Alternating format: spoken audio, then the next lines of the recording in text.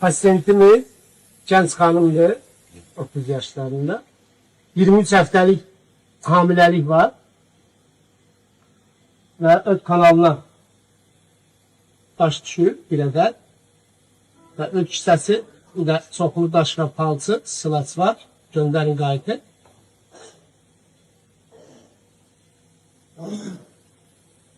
Gönder. Hoppa.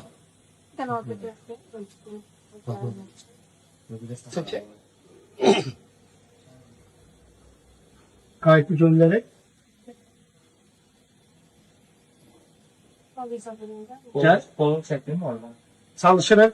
Fluoroskopsiz, röntgensiz eləyək. Qayıtla girdik, bir atışa girdik.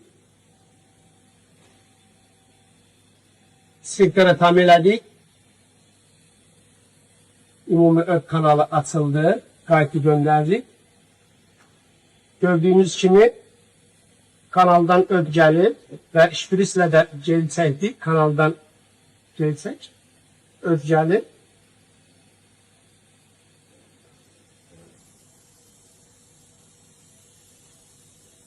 Güzel.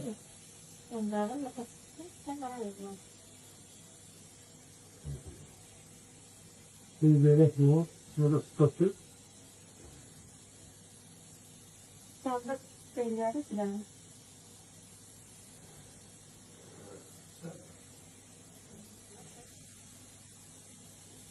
Tamamıyla fluoroskopsiz elədik əməliyyatımızı, röntgen vermədən daşın çıxdığını gördük.